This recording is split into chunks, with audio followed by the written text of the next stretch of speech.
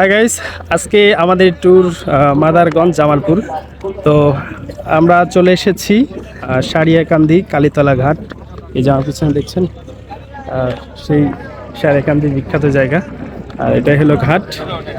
আর আমরা অলরেডি নৌকার টিকিট কেটে নিয়েছি। আমাদের সামনে যেটা দেখছেন এটা হলো নৌকা। তো আমরা নৌকাতে উঠবো।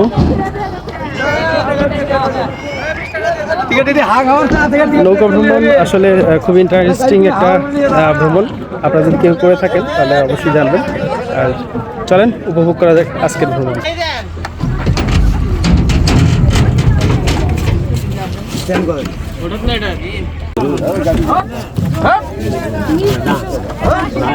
লেবারের ফি, জি জি 40 টাকা, মানে নামায় দিবেন। আর ওই পাশ থেকে আবার যখন উঠাবে তখন 40 টাকা, ওখানে আবার 40 টাকা খরচা হবে।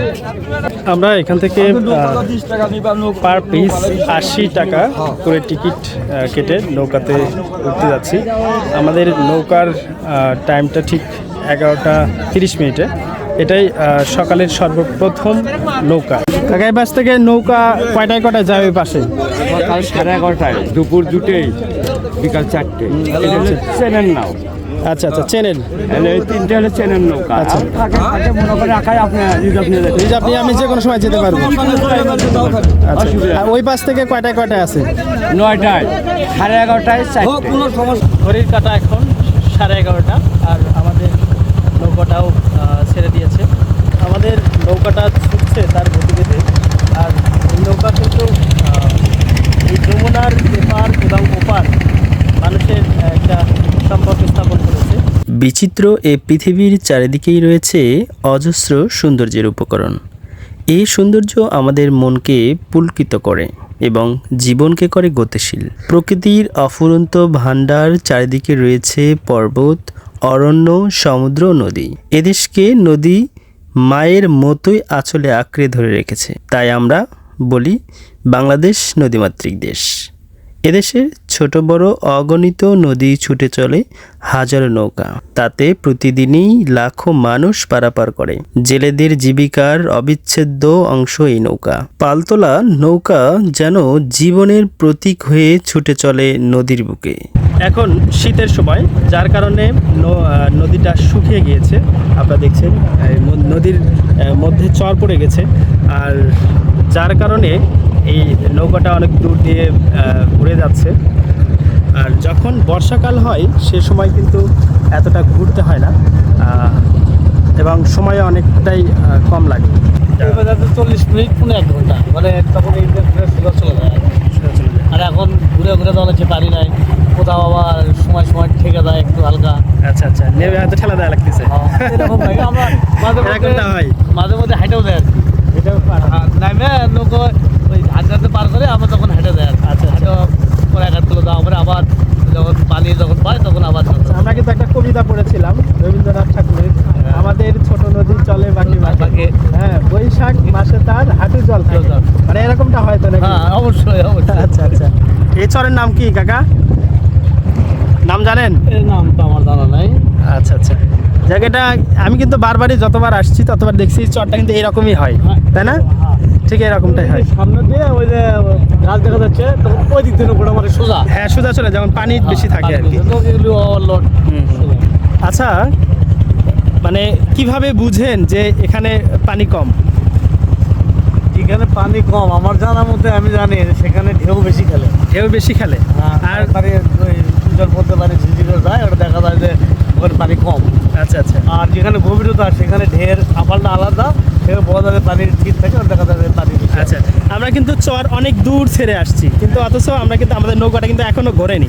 হ্যাঁ, তার মানে আমরা বোঝা যাচ্ছে যে এই জায়গাটাতে পানি কম, ঢেউ বেশি। যার কারণে কিন্তু আমরা, হ্যাঁ, এই যে এখানে একটু হয়তো পানি মানে চর পড়ছে হয়তো। হ্যাঁ, ওই যে সামনে একটা মাটি দেখা যাচ্ছে, মানে এদিক দিয়ে ঘুরবে আর কি। ওই যে এটা ছোট নৌকা, যার কারণে ওই দিক দিয়ে পার হয়ে চলে গেছে, যেহেতু আমাদের নৌকাটা অনেক বড়। পানি লাগে আপনার 1 ফিট হলেই যথেষ্ট। হ্যাঁ, আর যেখানে মনে হয় চর জমে যায় সেটা একটা ঘোলাটে হয়, তাই না? রাইট। শিশুটা আসলে কি, মানে ওটা একটা মাছ জাতীয়, যাকে বলা হয় শিশু মাছ। শিশু মাছ, মানে এই নদীর মধ্যে মানে লাভ দেয় উপর দিকে, উপর দিকে লাভ দেয়, ডিম আসলে লাভ দেওয়ার। তিন মাথার মধ্যে লাভ দেয়। আচ্ছা আচ্ছা, আপনি দেখছেন? হ্যাঁ, আমি মেলাবার দেখছি। আচ্ছা, কিন্তু আমার তো আপনার কথা শুনে দেখার ইচ্ছা হচ্ছে, আমি দেখবো কিভাবে। আমি ওই জন্যই তো চাই আছি যে কোন জায়গায় করছে ওই জায়গা যখন উল্টো বেলায় আচ্ছা আচ্ছা, আমরা তো আগে ছোটবেলায় শুনতাম যে পানির মধ্যে শিশু আছে। হ্যাঁ, মানে আমরা এটা ভাবতাম যে এটা আসলে একটা জিনগত একটা বিষয়, যে আসলে জিন করি যেরকম। না না, এইরকম আমি শুধু বাস্তবে আসছি দেখছি। আমি যমুনা ফুলছড়ি ঘাটে একবার আচ্ছা পুরো শিশু ওই জালে উঠছিল, ওটাকে ওরা তুলে কাটলো, সুন্দর করে কাটে টিনে ভরে রাখলো। তাই বললাম এটা কী হবে, বলছে এটা তেল হবে, তেল। আর ওর তেল নাকি ওরা বলছে ভাই একটু যদি ছাড়া হয় ভাইটালি তেলা যত মাছ আছে সবাই ওই তেল খেতে আসে। প্রচুর মাছ মারা যায়, মানে ওই তেল দিয়ে মাছ ধরে। আর শিশু তো মাছ খায় প্রচুর। আচ্ছা, মানে শিশু একটা মাছ আর সে অনেক মাছ খেয়ে ফেলে। আচ্ছা আচ্ছা, মানে ওর শিশুর তেল দিয়ে ওর উপর আমার এই ছোটো মাছগুলো রাখছো।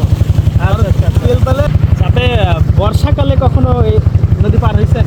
হ্যাঁ, ওভারলোড পানি, প্রচুর পানি, মানে এবার ওভার পানি। বর্ষাকালে যখন নদী পারাপার হয়েছেন তখনকার অনুভূতিটা কেমন? জানেন আপনার এই মাছ ধরে আছেন, সেই সময় মানে প্রচুর ঝড় বৃষ্টি বাতাস শুরু হয়ে গেল, এই অবস্থা আসলে কেমন তেমন? একদিকে যেমন যখন আমি ফিরে আসি তখন মজা, যাওয়ার সময় মজা লাগে না। এখন ভিজে গেলাম, ঘর বৃষ্টি কষ্ট। মানে যদি ফেরার পথে এরকম হয় সমস্যা নেই? না, তখন যখন বাসায় যাচ্ছি কোনো সমস্যা নাই, ভিজে গেলে আর এইরকম কখনো পরিস্থিতি করেছেন কিনা? কতবার বলছি, মেলাবার অনেকবার করেছেন। আপনার ভিতরে ভয় কাজ করে না? না, ভয় যাওয়া কাজ করলে ভয় কাজ করে। অনেকে ভয় পায়, অনেকে প্রচুর ভয় পায়। আমি যখন আমি প্রথম এই নদী পার হই, মাদারগঞ্জ গিয়েছিলাম, আর ফেরার পথে আমার সাথে এই ঘটনাটা ঘটছিল। হ্যাঁ, মানে এমন একটা অবস্থা, এই মাছ ধরে তখন প্রচুর পানি, আর এমন একটা অবস্থা যা আসলে বলার মতো না। মানে আমাদের ত্রিফলা দিছে, এই ত্রিফলা উড়ে নিয়ে যাবে, আর ঢেউগুলো এমন বড় বড় ঢেউ, যে সাগরের যেরকম ঢেউ হয় ঠিক এমনটা। নদী তো ফুল, জোয়ার ফুল, জোয়ার ভাটা ফুল, ফুল থাকলে তো হ্যাঁ। আকাশে মেঘ আসলে বৃষ্টি, নদীর ভেতর প্রচুর। দর্শক, আমরা কিন্তু আজকে গল্প বলছিলাম এই যমুনাকে কেন্দ্র করে, আর এই নদীর মাঝে ঘটে যাওয়া অনেক গল্প রয়েছে। জাস্ট আমার আর কাকার গল্পটাই আসলে শেয়ার করছিলাম। এই নদীতে যদি আপনার কোনো ঘটনা থেকে থাকে অবশ্যই কমেন্টে জানিয়ে দেবেন। মানে আগে যখন আপনি যাইতেন তখন অনেক মজা হতো, অনেক ভালো লাগতো। মানে সে কি দেখে আসলে ভালো লাগতো আপনার? ওই যে শিয়াল, শিয়াল দেখতে পাইতেন? শিয়াল দেখা যায় এদের সামনে আপনার তো অনেক কাছে আছে, শিয়ালগুলো ধারতে ঘোরার জন্য 3-4টা 5টা করে একসঙ্গে বাড়াবো। আচ্ছা আচ্ছা আচ্ছা। তখন দেখে মজা লাগতো। আমি ফ্যামিলিরা যখন যাই তারাও দেখছে, আমরাও দেখি। কিন্তু এখন কিন্তু দেখেন ওই অনেক প্রাণী কিন্তু বিলুপ্তের পথে, যেগুলো আসলে আমরা কিন্তু দেখতেই পারি না। এখন এখনকার বাচ্চা কাচ্চা আমরা কিন্তু চেনেও না ঠিক মতো। তারপরেও আপনি ফেরার পথে যখন 4টে যখন ফিরবেন, আচ্ছা 4টে যখন পাশে ফিরে আসে, হ্যাঁ, তখন অনেক এদের ভিতর তো সেল আছে, ওই সময় মারা দিতে থাকে না। আর সন্ধ্যা ঘনিয়ে যখন আসে সেই সময় একটু বিকেল টাইম থাকে। আমরা যদি এই 4টার সময় যে শেষ নৌকাটা, সেটা যদি আমরা মিস করে ফেলি, তাহলে এই পাশে ফেরার আসলে ওয়েটা কি? ওইটা নৌকা রিজার্ভ নৌকা আছে, রিজার্ভ নৌকা। লোকের উপর সরকার করে। যদি কেউ একা আসে 2,000-2,500 টাকা ভাড়া, আচ্ছা আর যদি যাকে 10-12 লোক হয়েছে তাহলে 200 টাকা করে ভাড়া। ওই 4টার পরে হয়তো একটা নৌকা হয়তো 7টা পারে রিজার্ভ, মানে মানে আপনি যদি একা আসেন তাও 1000 টাকা নিবে ওনারা? আসবেই না, আমার বেশি আসবে। একা আসবে। আচ্ছা, যদি একটু লোক সংখ্যা বেশি হয় সেই ক্ষেত্রে হয়তো ওনারা একলি আসবে আপনার কমপক্ষে 2,000-2,500 টাকা। 2,000 টাকা। 1,500 উপরে জাতি হবে, 1,000 উপরে জাতি হবে।